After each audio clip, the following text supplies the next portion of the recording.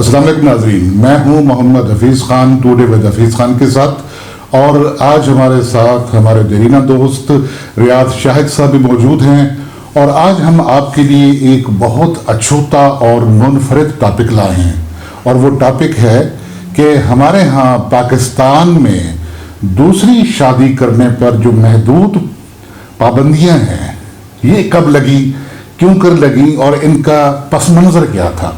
یہ بہت تاریخی اہمیت کی باتیں ہیں، لیکن اس سے پہلے آپ سے گزارش کہ آپ ہمارے چینل کو اگر ابھی تک سبسکرائب نہیں کر سکے تو آپ اس کو سبسکرائب کر لیں، اس کو شیئر کیجیے گا، اور جو بیل آئیکن ہے اس کا جو بٹن ہے اس کو پریس کر لیجیے، تاکہ ہمارے جو بعد کے ویلاگز ہیں وہ خود بخود آپ کی طرف آتے رہے، آپ کو انہیں ڈھونڈنے کے لیے کوشش نہ کرنی پڑے، اور اپنے دوستوں کے ساتھ اس کو شیئر بھی ضرور کیا کریں۔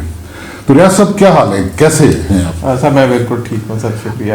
یہ دوسری شادی کے بارے میں جو ہم نے دیکھا ہے، تو یہ ویسے تو جو ہمارے فیملی لاز آرڈیننس 1961 میں یعنی 1961 میں یہ نافذ ہوا تھا، لاگو ہوا تھا، جس میں کہا گیا تھا کہ اگر کسی مسلمان نے دوسری شادی یا تیسری یا چوتھی کرنی ہے تو اس کو اپنی پہلے سے جو بیویاں ہیں ان کی پرمیشن لینی پڑے گی، اور اگر پرمیشن نہیں لے گا تو یہ جرم ہوگا، اور جس کی ایک سزا مقرر کی گئی، اس میں جرمانہ بھی ہے اور اس میں قید بھی ہے، اور وہ ٹرائبل بائی مجسٹریٹ ہے، مجسٹریٹ صاحب کے پاس اس کی سماعت ہوگی اور اس کو سزا بھی دی جا سکتی ہے، اور اس میں جو کمپلیننٹ ہوتی ہے وہ اس کی پہلی بیوی ہوتی ہے جس سے پرمیشن نہیں لی گئی، یا اس کی جو اگر پہلے سے 3 بیوی ہیں، جو 2 بیوے موجود ہیں، تو سب کی کنسنٹ چاہیے، رضامندی چاہیے اور مرضی چاہیے، یہ نہیں کہ آپ نے ایک سادہ کاغذ پہ لکھ لیا۔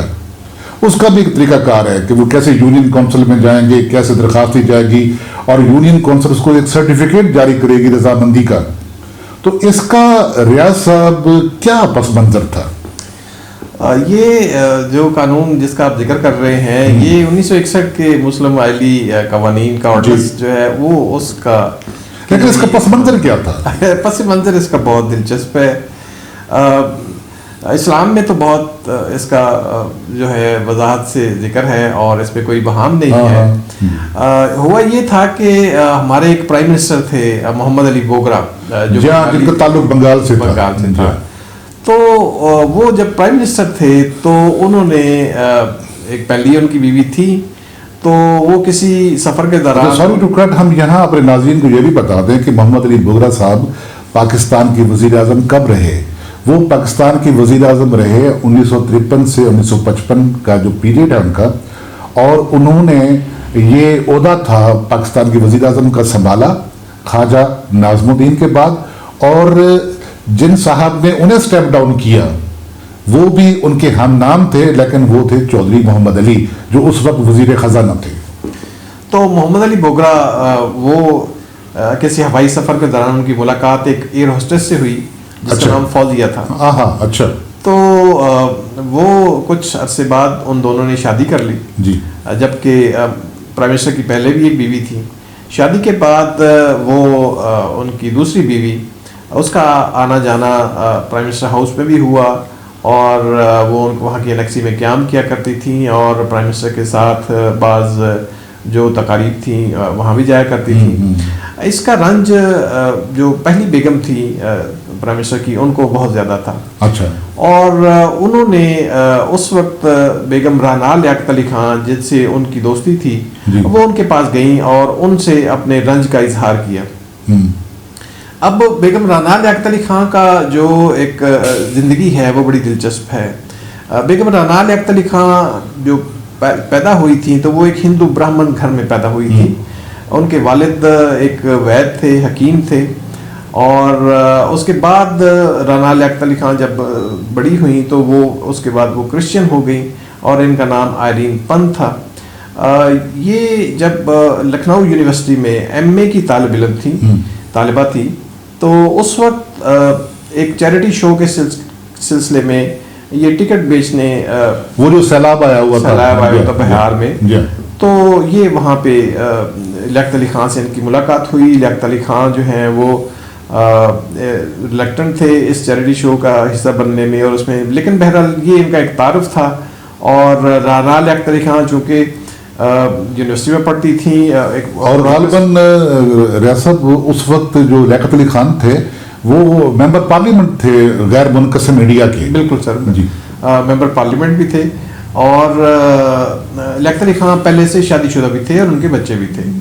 تو کچھ عرصے بعد کرنال میں آئرین پنت جو ہیں وہ انہوں نے لیاقت علی خان سے شادی کی اور شادی سے پہلے انہوں نے اپنا مذہب تبدیل کیا اور ان کا نام رانال رکھا گیا. یوں ہندو برہمن گھرانے سے کرسچن اور کرسچن سے مسلم ہوئی تھی. پاکستان بننے کے بعد جب لیاقت علی خان قتل ہوئے تو لیاقت علی خان رانال لیاقت علی خان کی عزت و توقیر میں بہت اضافہ تھا اور عوام اور گورنمنٹ دونوں ان سے بہت ہمدردی بھی رکھتے تھے اور ان کو احترام بھی دیتے تھے. جی تو انہوں نے ایک تنظیم بنائی تھی اپوا آل پاکستان وومن ایسوسیشن اور یہ اس وقت انہوں نے بنائی تھی 1949 میں 1949 میں کہ جب ان کے جو شوہر تھے لیاقت علی خان وہ پاکستان کے پہلے وزیر اعظم تھے. تو جب بیگم بوگرا جب رانال لیاقت علی خان کے پاس گئیں اس سلسلے میں مدد طلب کرنے تو وہ بھی انہی خیالات کی حامل تھیں بلکہ ایک کٹر ہندو گھرانے میں پیدا ہونے کی وجہ سے یہ ان کی فطرت کے عین مطابق دوسری شادی مرد کو نہیں کرنی چاہیے. اچھا وہاں ایک اور خاتون کا بھی ذکر آتا ہے کہ جنہوں نے اس تحریک میں یہ دوسری شادی پر پابندی کی تحریک میں ساتھ دیا محمد علی بوگرا صاحب کی بیگم کا جو لیڈی سر شاہنواز. ہاں بیگم شاہنواز. جی تو بیگم شاہنواز ان کی بھی تنظیم تھی کوئی.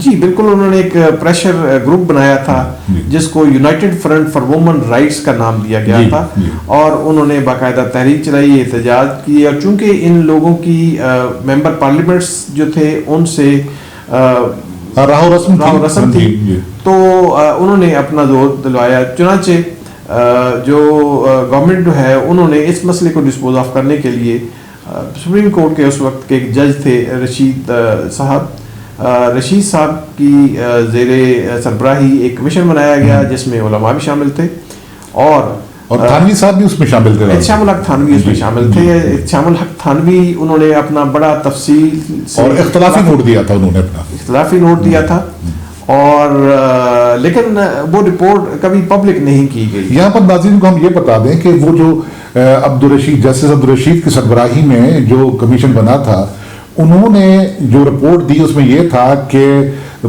جو کسی مسلم مرد ہے اس کی دوسری تیسری یا چوتھی شادی پر پابندی ہونی چاہیے اپنی پہلی بیوی یا بیویوں سے پرمیشن لینے کی. لیکن جو مولانا احتشام الحق تھانوی تھے وہ اس کے وہ نہیں تھے. ان کی رائے بالکل اس کے برعکس تھی. ان کا یہ تھا کہ شریعت میں ایسی کوئی پابندی نہیں ہے کہ ایک مسلمان مرد کو ایک سے زیادہ شادیاں کرنے کے لیے اپنی پہلی بیگمات کی پرمیشن لینی چاہیے اور وہ بھی یونین کونسل سے سرٹیفکیٹ جاری ہو. تو اس کے بعد پھر بات آگے بڑھتی ہے جو ریاض صاحب آپ کو بتاتے ہیں. تو یہ 56 میں یہ کمیشن کی رپورٹ آئی تھی لیکن اسے پبلک نہیں کیا گیا. اور اس وقت بوگرا صاحب وزیر اعظم نہیں رہے تھے. بالکل یہ بوگرا صاحب جا چکے تھے. جب ایوب خان برسر اقتدار آئے تھے تو انہیں بھی وہ پاکستان کو ایک پروگریسو کنٹری بنانا چاہتے تھے اور خواتین کی حمایت بھی درکار تھی. انہوں نے اس رپورٹ کو نکلوایا اور نکلوا کے 1961 کا یہ آرڈیننس اس کو نافذ کیا اور بعد میں اسمبلی سے اس کو پاس بھی کروایا. یہ جو تضاد ہے مسلم فقہ میں اور اس میں جو ہمارا قانون ہے اس کی گونج بار بار سنائی دیتی ہے. پچھلے چند سالوں میں جب بھی اسلامی نظریاتی کونسل میں یہ مسئلہ آتا ہے اسلامی نظریاتی کونسل اپنی سفارشات بھی دیتی ہے لیکن یہ بہرحال اپنی جگہ موجود رہتا ہے. سپریم کورٹ نے کچھ فیصلے دیے ہیں جس میں سپریم کورٹ کا یہ موقف ہے کہ معاشرے میں ایک آرڈر برقرار رکھنے کے لیے. لیکن ریاض صاحب آپ دیکھیے کہ تاریخ کا جبر کیا ہے اور انسانی فطرت کے تضادات کیا ہے کہ بیگم رانا لیاقت علی جو خود دوسری بیوی بن کر لیاقت علی خان کی زندگی میں آئیں کہ جبکہ لیاقت علی خان کا ایک پہلی بیوی سے ایک صاحبزادہ بھی تھا اور انہوں نے اس بات کی قطعی پرواہ نہیں کی کہ ان کی جو پہلی بیگم ہے شادی کے لیے رضامند ہے یا نہیں ہے. انہی خاتون نے بیگم ریانا لیاقت علی خان نے یہ تحریک چلائی بیگم سر شاہنواز کے ساتھ مل کر کہ اب کے کسی مرد کو یہ پابندی قبول کرنی ہی ہوگی کہ اگر وہ شادی کرنا چاہتا ہے تو پہلی بیوی کی رضامندی لازم ہوگی. میں اسے تاریخ کا جبر کہتا ہوں اور انسانی فطرت کا تضاد کہتا ہوں. اسی لیے کہا جاتا ہے کہ جو جتنا بڑا کوئی بڑی شخصیت ہوگی اس کے ذات کے اندر تضاد بھی اس کا اتنا ہی بڑا ہوگا. تو ناظرین یہ تھی ہماری آج کی آپ سے گفتگو، ہماری ویڈیو، جس میں ہم نے آپ کو ایک تاریخی پس منظر بتایا کہ ہمارے ہاں پاکستان میں جو 1961 کا مسلم فیملی لاز آرڈیننس تھا، اس میں یہ جو پابندی تھی دوسری شادی پر، یہ کیسے لگی اور اس کا پس منظر کیا تھا، کیسے معرض وجود میں آئی اور اس کے پیچھے کون کون سی شخصیات تھیں. اگر آپ کو یہ ویلاگ اچھا لگا ہو، اگر آپ نے چاہتے ہیں کہ اس کو شیئر کریں، تو اس کو پہلے سبسکرائب ضرور کیجئے، شیئر کیجئے اور بیل آئیکن کا بٹن ضرور پریس کر دیا کریں. اس کے ساتھ ہی مجھے محمد حفیظ خان کو اور ریاض شاہد صاحب کو اجازت دیجئے. ہمارے اگلے ویلاگ تک بہت مہربانی. خدا حافظ.